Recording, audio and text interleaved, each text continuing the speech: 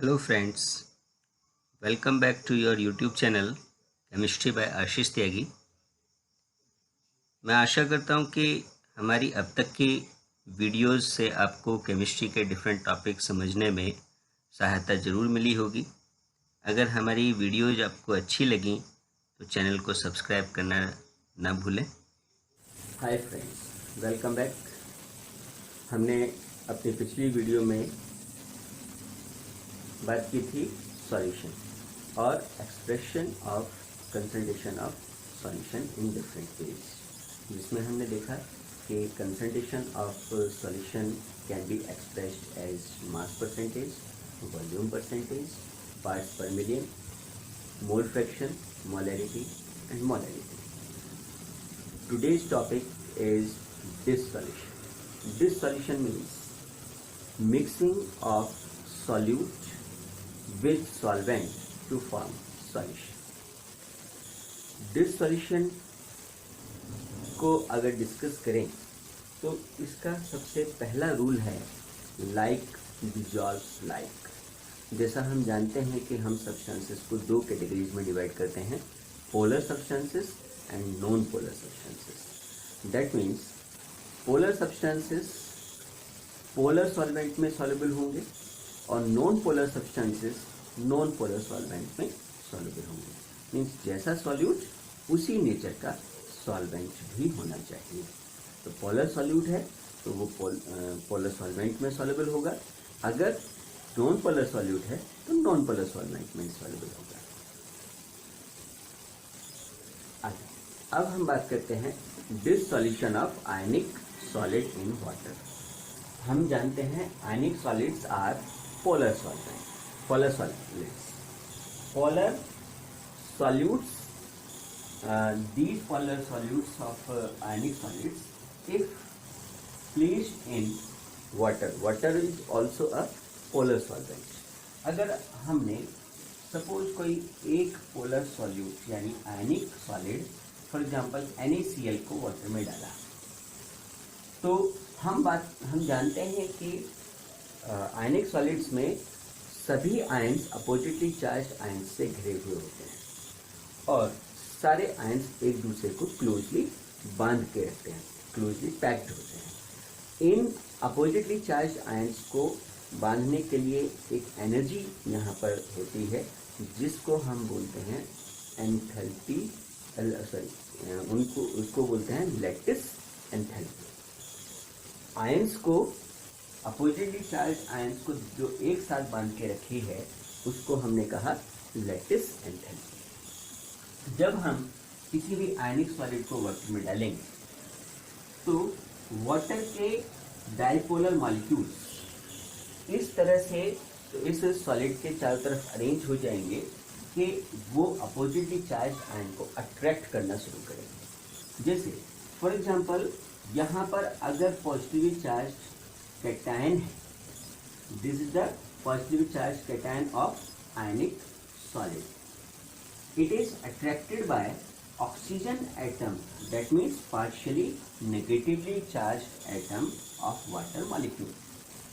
Similarly, negative ion of ionic crystal will be attracted by partially positively charged hydrogen atoms of water molecule, and like this some new attraction forces are generated which are called ion dipole interactions.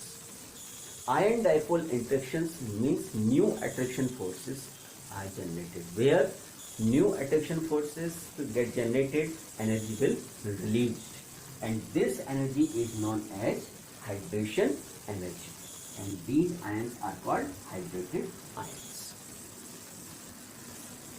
यहाँ पर hydration energy release हो रही है जो favour करती है ions के dissolution को। दूसरी तरफ आयंस एक दूसरे के साथ बंधे हुए हैं by the help of lattice enthalpy जो अपोज करती है डिसॉल्यूशन का, यानी कि दो एनर्जी, डिफरेंट एनर्जी एक दूसरे के अपोजिट वर्क कर रही हैं। आगे अगर हम देखें, ये हमारा कोई एक आयनिक क्रिस्टल है जिसको हमने वाटर में डाला और ये धीरे धीरे वाटर के डायपोलर मॉलिक्यूल्स इसके चारों तरफ अरेंज होने लगे और यहाँ से वो अपोजिटली चार्ज आयंस को लेकर के रिमूव होते चले जाते हैं और लास्टली वो आयंस सॉल्यूशन में बिखर जाते हैं।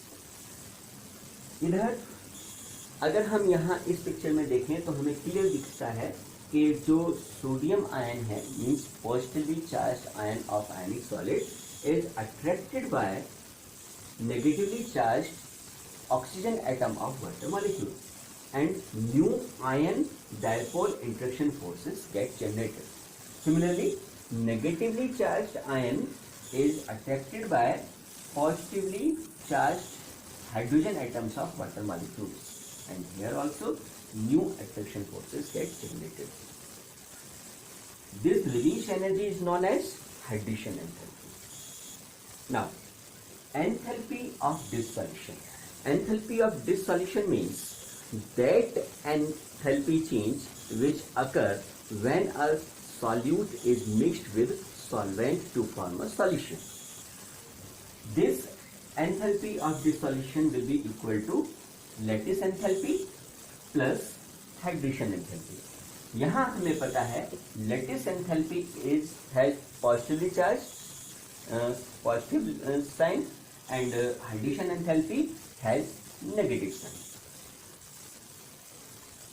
अब अगर हम इन दोनों को कंपेयर करें तो हमें पता चलता है कि अगर लेटिस एंथैल्पी ज्यादा होगी तो क्योंकि उसका पॉजिटिव साइन था तब डिसॉल्यूशन एंथैल्पी का साइन भी पॉजिटिव आएगा।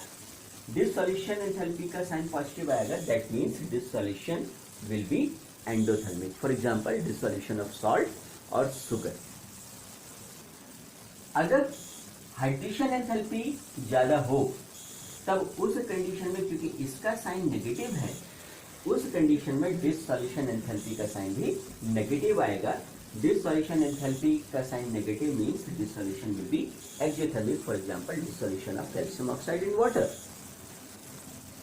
नेक्स्ट, अब अगर हम आगे इसको डिस्कस करें हमें पता है गिब्स हेल्महोल्ट्ज इक्वेशन बोलती है कि delta G equals to delta H minus G delta S. हम सबसे पहले डिस्कस करें कि सॉलिड को जब हमने वाटर में डिप किया वाटर में डाला तो उसके पार्टिकल्स धीरे धीरे स्प्रेड होना शुरू होते हैं डिसॉल्यूशन में बिखर जाते हैं। इससे क्या होगा कि एंट्रोपी इंक्रीज करेगी that means delta S will be positive for the dissolution of solid in liquid. Here अगर अब हमारी तीन कंडीशंस यहां जनरेट होती हैं उसमें यहां पर अगर हम बात करें delta H means dissolution enthalpy. Dissolution enthalpy positive भी हो सकती है नेगेटिव भी हो सकती है। डेल्टा जी के लिए हम बोलते हैं कि only that process will be spontaneous for which gives free energy should decrease. For which delta G will be sign of delta G is negative, that process will be spontaneous. तो यहाँ पर हम बात करेंगे कि अगर हम इस तरह से तीन कंडीशंस को जनरेट करते हैं। पहला हमने देखा कि अगर डिसॉल्यूशन एंथैल्पी नेगेटिव हो। डिसॉल्यूशन एंथैल्पी नेगेटिव कब होगी? जब hydration enthalpy is greater than lattice enthalpy. First condition hydration enthalpy is greater than lattice enthalpy. In that condition, dissolution enthalpy will be negative, means delta H will be negative. Delta S is positive for the dissolution of solid in liquid. So, in that condition, minus T delta S will also be negative. Delta H negative, also minus T delta S negative. So, delta G will obtain as negative sign.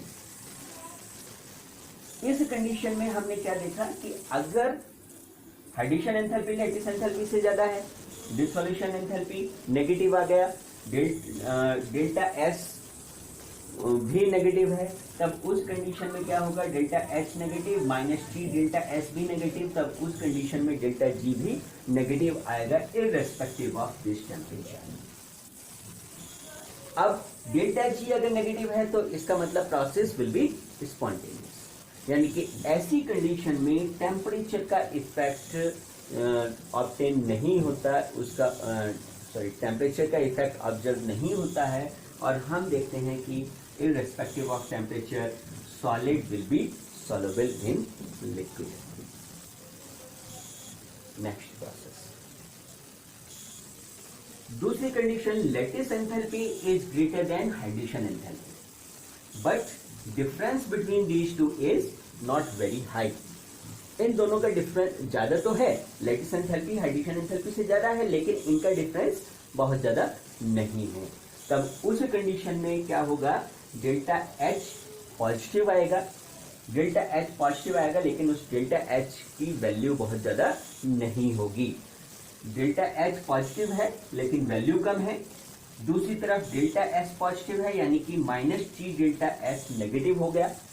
अब हम temperature को rise करके इस delta H की positive value को compensate कर सकते हैं, और हायर टेम्परेचर पे जैसे जैसे हम टेम्परेचर को बढ़ाएंगे हम देखेंगे कि माइनस टी डेल्टा एस की वैल्यू बढ़ेगी, यानी कि डेल्टा एच की वैल्यू से जैसे ही वो ज्यादा होगी तो डेल्टा जी की वैल्यू वो नेगेटिव आ जाएगी, और अगर वो नेगेटिव आती है तो हम क्या कहेंगे कि प्रोसेस विल बी स्पॉन्टेनियस, यानी कि in that condition if lattice enthalpy is greater than hydration enthalpy but difference is not very high, in that condition process will be spontaneous at higher temperature. For example, dissolution of sugar. Dissolution of sugar के लिए आप देख सकते हैं कि घर में अगर हम शुगर को वाटर में डिजॉल्व करना चाहें तो क्योंकि वो एंडोथर्मिक प्रोसेस है, उस प्रोसेस में अगर हम पहले आइस डाल दें और वाटर का टेम्परेचर कम कर दें, तब हम देखेंगे कि शुगर को आसानी से डिजॉल्व नहीं किया जा सकता।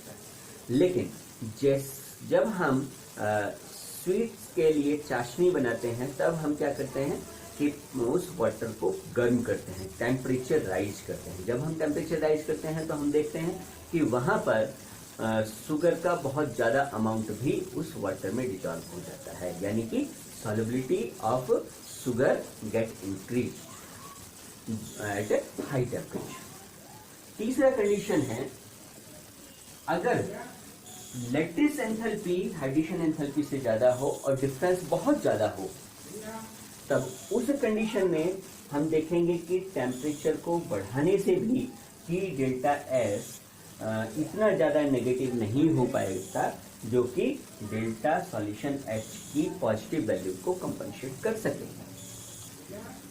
हमने देखा hydration enthalpy is very less than lattice enthalpy, then delta solution H will be positive and value will be high. So temperature at high temperature also minus T delta S value will not compensate the value of delta H solution, delta solution H. So delta G will be positive. और अगर delta G positive रहेगा तो process हमारा non spontaneous होगा, हम बोल सकते हैं कि सॉलिड हमारा सॉल्युबल नहीं हो पाएगा। तो इस तरीके से हमने तीन कंडीशंस को देखा। पहला, जब हमारा हाइड्रेशन एंथैल्पी लैटिस एंथैल्पी से ज़्यादा था, उसमें हमने देखा कि irrespective of temperature solid soluble हो जाएगा।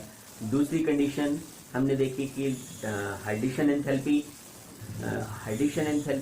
लैटिस एंथैल्पी से कम है लेकिन बहुत ज़्यादा डिफरेंस नहीं है, तब हमने देखा कि टेम्परेचर राइज करने से प्रोसेस स्पॉन्टेनियस हो जाता है और सॉलिड सॉल्युबल हो जाता है। तीसरी कंडीशन को देखा कि लैटिस एंथैल्पी हाइड्रेशन एंथैल्पी से ज़्यादा है लेकिन डिफरेंस बहुत ज़्यादा है, और डिफरेंस ज़्यादा होने की वजह से टेम्परेचर बढ़ाने पर भी उस पॉजिटिव वैल्यू को कंपनसेट हम नहीं कर पाते और सॉलिड हमारा सॉल्युबल नहीं हो पाता है। नेक्स्ट, अब हम बात करते हैं dissolution of molecular solids. Molecular solids are non polar, so they will be easily soluble in non-polar solvents. Besides non-polar solvents, some molecular solids may also be soluble in polar solvents if if the molecules are capable to form hydrogen bonds with polar solvents. For example, alcohol. Alcohol is a molecular alcohol is a molecular substance. लेकिन अगर हम उसको water में dissolve करते हैं तो water में dissolve करने पर हम देखते हैं कि वो वाटर मॉलिक्यूल्स के साथ हाइड्रोजन बॉन्ड बना सकता है। तो अगर हमारा मॉलिकुलर सब्सटेंस पोलर सॉल्वेंट के साथ हाइड्रोजन बॉन्ड बनाने में कैपेबल है तो वो सॉल्युबल हो जाएगा। Next, this solution of liquid in liquid. Here also liquids will be miscible if the nature of both liquids are same. For example, both should be polar or both should be non-polar. या तो दोनों polar होने चाहिए या दोनों non polar होने चाहिए। लेकिन अगर एक पोलर है और दूसरा नॉन पोलर है तो वो सॉल्युबल नहीं हो पाएंगे unless they are capable to form hydrogen bond between both of the molecules. Next, dissolution of gas in liquid. अब हम बात कर रहे हैं गैस को लिक्विड में अगर हम डिसॉल्व करना चाहें तब। यहाँ पर भी हम ये गिब्स-हेल्महोल्ट्ज इक्वेशन की हेल्प ले सकते हैं। हमें पता है कि गैस में एंट्रोपी ज़्यादा होती है। अगर हम गैस को लिक्विड में डिसॉल्व करेंगे तो एंट्रोपी डिक्रीज हो जाएगी, यानी कि डेल्टा एस की वैल्यू यहाँ नेगेटिव मिलेगी, यानी minus T delta S will be negative, sorry minus T delta S will be positive. तो अगर हम अब टेम्परेचर को राइज करना शुरू करें तो हम इस पॉजिटिव फैक्टर को बढ़ाएंगे। पॉजिटिव फैक्टर बढ़ेगा तो डेल्टा जी आसानी से नेगेटिव हमें ऑब्टेन नहीं हो पाएगा, और इस तरह से हम देखते हैं कि टेम्परेचर राइज करने से लगातार सॉल्युबिलिटी ऑफ गैस डिक्रीज होती है। दूसरी तरफ गैस की सॉल्युबिलिटी को प्रेशर भी अफेक्ट करता है। प्रेशर का सॉल्युबिलिटी पर इफेक्ट को एक्सप्लेन करने के लिए हेनरी लॉ का यूज किया जाता है। Henry law can express easily the effect of pressure on the solubility of gas in liquid. How? Henry's law. Henry's law explains that the solubility of a gas in liquid is directly proportional to its pressure. This pressure should be of gas. So, solubility of a gas in liquid is directly proportional to the pressure of gas. Mathematically, we can express that solubility or mole fraction of gas in liquid या in solution XB means mole fraction of solute. Mole fraction of gas is directly proportional to pressure of gas. इसको इस तरह से भी express किया जा सकता है कि P is directly proportional to XB, mole fraction of gas.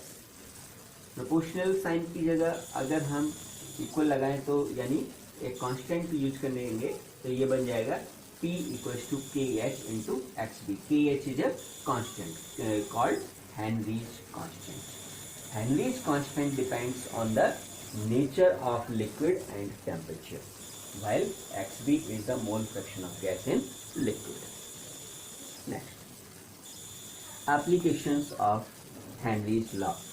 First, solubility of CO2 in soft drinks.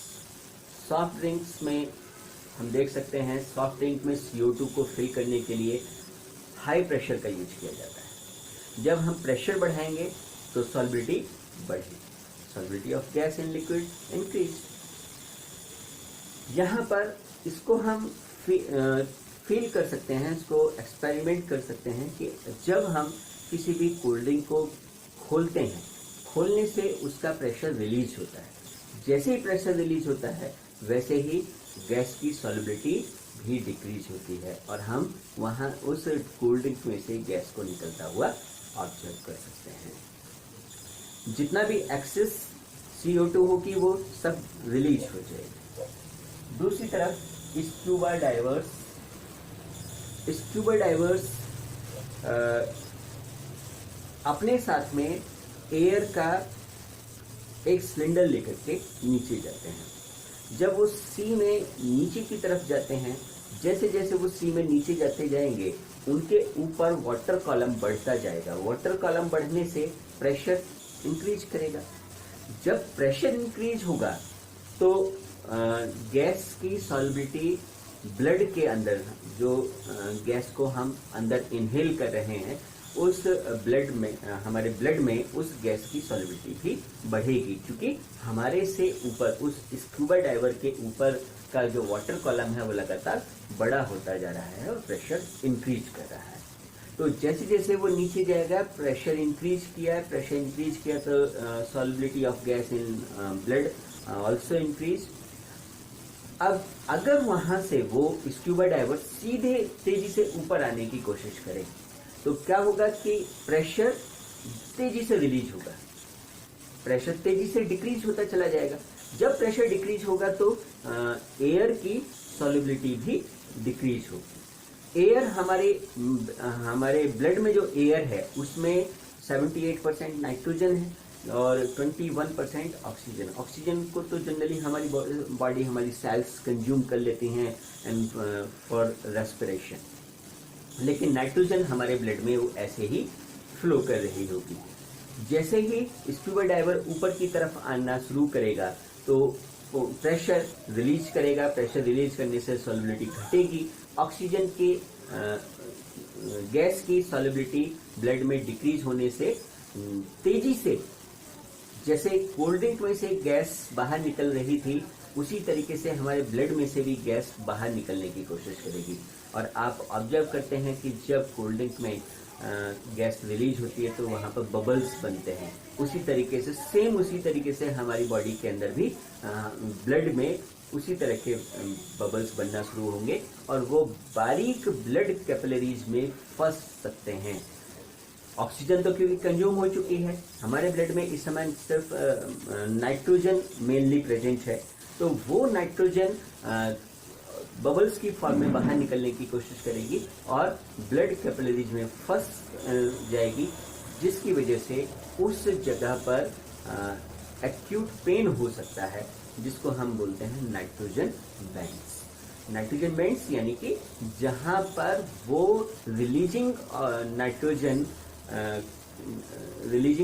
के बबल्स जिन ब्लड कैपिलरीज में फंस गए हैं और वहां पर पेन हो रहा है, तो उस जगह को हम नाइट्रोजन बैंड्स बोलते हैं। इस प्रॉब्लम को सॉल्व करने के लिए दो तरीके यूज किए जाते हैं। या तो प्रेशर रिलीजिंग चैम्बर सी के अंदर भेजा जाता है, स्कूबा डाइवर उसके अंदर आ जाता है उस चैम्बर के अंदर और उस चैम्बर को ऊपर ले आते हैं और जिसमें प्रेशर को धीरे धीरे रिलीज किया जाता है। दूसरा तरीका यूज किया जाता है कि एयर की जगह पर mixture of helium and oxygen को स्कूबा डाइवर अपने साथ में करके जाते हैं, क्योंकि हीलियम की सॉल्युबिलिटी नाइट्रोजन के कंपैरिजन में बहुत कम होती है, इसलिए ये नाइट्रोजन बैंड्स जैसा केस वहाँ पर जनरेट नहीं हो पाता है। तीसरा, scarcity of oxygen in blood at higher altitude. हम फील करते हैं जब कहीं हायर एल्टीट्यूड्स में जाते हैं तो हमें ऑक्सीजन की कमी होने लगती है। ऑक्सीजन की कमी क्यों होती है कि जैसे जैसे हम हिल स्टेशन में ऊपर की तरफ जाएंगे, हमारे से ऊपर का जो एयर कॉलम है वो घटेगा, यानी कि प्रेशर, एटमॉस्फेरिक प्रेशर डिक्रीज करेगा। एटमॉस्फेरिक प्रेशर डिक्रीज करने से ऑक्सीजन की सॉल्युबिलिटी इन ब्लड डिक्रीज होगी और हमें उस ऑक्सीजन की सफिशिएंट सप्लाई नहीं मिल पाएगी और हमें स्कार्सिटी फील करने लगते हैं और तेजी से जल्दी हमें ब्रीथ करना पड़ता है। Next, limitations of Henry law.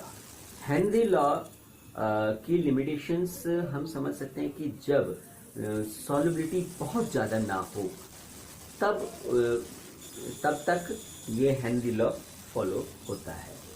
जैसे हेनरी लॉ फॉलो होने के लिए pressure should not be very high.